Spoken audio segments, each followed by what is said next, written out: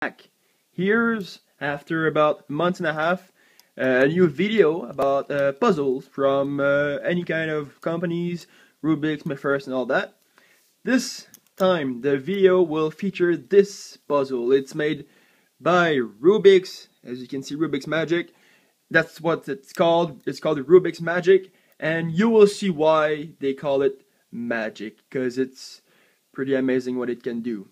So first of all, so this is Rubik's Magic. It's basically a little flat thing that can fold into different shapes, like this, it folds in different ways, and it's made by 8 little squares, and your goal is basically to form the image you can see here, and there's also another image behind it which you can also make. So that's basically two solves position they can have. One is like this, and the other one is by going like a few folds, you get at some point, I'm kind of, alright, okay, sorry. So yeah, we are here, and you can make the other image by going like that, and then you make it look like something like this, which is pretty cool, I have to say. And now, as you can see, the shape it has changed, and it's still one square thick, which is pretty amazing, I have to say. Alright, so first, the size comparison. I can't really show you a size comparison because this is not a cube, and obviously if we take it like this, it's a lot longer than a cube. If we take it like this, it's a lot higher than a cube, and it's not as thick as a cube. So yeah, I can't really do a size comparison. I'd say it's bigger like this, but you fold it like that and it's smaller. It fits in your pocket, which is pretty cool, and I really like this puzzle. First, I have to go with the turning quality, which, as you may guess, this cannot turn. So it cannot go like, you can't bring a face up or bring a face down or whatever, can't turn it up. So we're gonna go, instead of turning quality, we'll go into the folding quality, I guess. So how can it fold? Does it fold easily? Is it hard to fold? Well, let's start off with the sound it makes when you fold it. So you can hear the sound.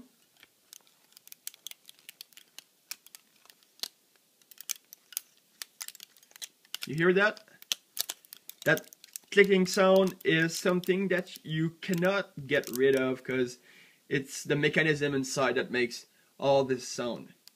And you might wonder, how the heck can this happen? You cannot, this is attached together because it can fold, but if I go like this, I can open it just like that. So no more attaching, and now it is, now it's not, and I can go like this. Now it's that way. If I go like this, it's now this way. So it's really kind of hard to understand. Here's what I can see is, you see this in the middle, there is like a X, a cross. These are basically fishing lines. You know, these little lines you attach to your fishing rods to like fish. So yeah, this is basically how it works. You see, all of these diagonals are pretty much filled up with fishing lines, fishing rope or whatever, and this is what makes the puzzle move around. If I go like this, you see the fishing rods will fishing line, or whatever. The ropes will go from here, this V here. This is where the rope is, and if I go like that, it moves, and then it comes right over here. So yeah, it moves around, which is a pretty cool, and I really can't get how the person who invented this, how they did it, but that's pretty cool. So that's the turning quality. It goes really well. The sound might get annoying. Sometimes I'm tired of this puzzle. I just put it aside because I'm tired of hearing this sound, you know. It gets annoying. And then the popping, which, as you may probably know, a piece cannot just pop like in a Rubik's Cube because, well, they are all attached together.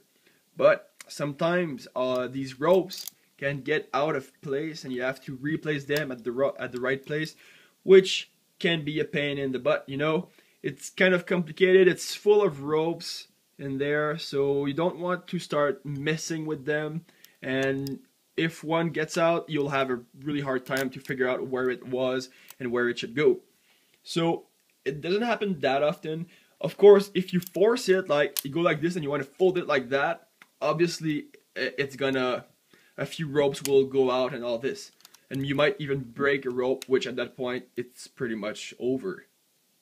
But yeah, as long as you don't force it, if you feel like it doesn't want to fold one way, well, don't force it, because if I go like this, you see that this here wants to get out, like get away from the other one below it, and that's not good. So like fold like this one, you can't really do it unless you go like this, then it's possible, but you can't keep it straight, flat, and fold it because it's gonna break. So just don't force it and nothing will pop out. That's pretty cool. And for the difficulty, well, obviously it's not something you're used to see or used to play with. So if you're always playing with Rubik's Cube, you will have a hard time to solve that, because it's a completely different mechanism. So it's not the same algorithm and all this, and you'll have to figure out how it works, how it moves. You can like fold this like that and then take that out like this. So it's really complicated at first sight, and even after playing with it for a few minutes, it's still complicated. You have to play with it for a long time before you get the hang of it, you know, and then you will finally figure out how to make it work and make it change forms and stuff like this, just like that. So it's difficult, but once you understand how it works, it's pretty easy. And should you buy it? If I recommend it to you, well, I would say yes, because it's really fun to play with. At some point, it does get repetitive. You always get the same thing. There's not as much configuration than in a Rubik's Cube. You will always, after a while, run into the same mixed position, and then you already know what to do. So that's something I don't like. It's really easy once you understand how it works, but before you do, you can make shapes like whatever, and you're lost, like a fish, even like, I don't know, I like to make this little box thingy like this. That's pretty cool, but once you've played with it for a while, you saw all the possible shapes it can have, and then you know what to do anywhere you are in the mixing of the puzzle. Yes, I do recommend it. If you want to see something new besides a Rubik's Cube or something in a cube shape, buy it. It's pretty fun. It's cheap. It's about 10 bucks. At least where I bought it, it's about 10 bucks. And yeah, so go buy it. It's pretty cool. You might get tired of it, and if you pass it to a few of your friends, they might not know how it works and break it. That's what happened to me a few times. I had to like figure out where the ropes were supposed to be and put them back together because it was broken. But it's always fixable unless a rope gets cut in half, obviously. So yes, buy it, and if you don't want to buy it, just don't buy it. But if you don't buy it, you're missing on something pretty cool. And there's also a bigger version which comes with, I believe, 2 wide and 6 long. This, I never tried it, but I'm sure it's cool and also a lot harder to play with. I feel like I want to try it.